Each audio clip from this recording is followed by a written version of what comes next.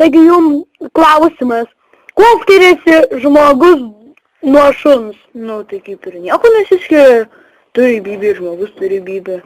Nu, ką čia daro? Smaukosi.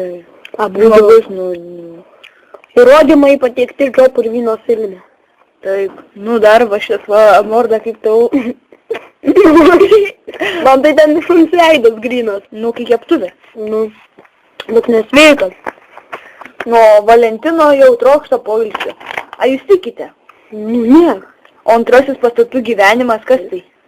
Nu, tai kaip ateina pastatas atgimsta, atgimsta naujai. A, tai kaip ir jūsų tinkiu sakyti, seneliai?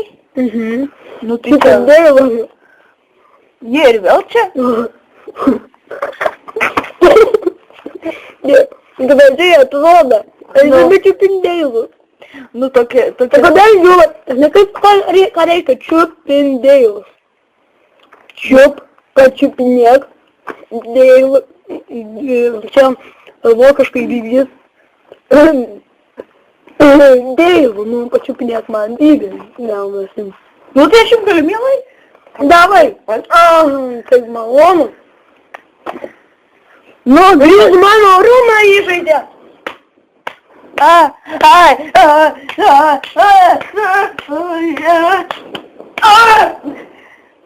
At jūs vodai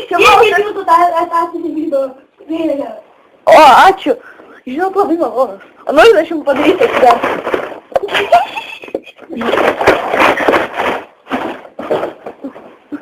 Taigi baigėme mūsų rubriką apie čiupindėjus.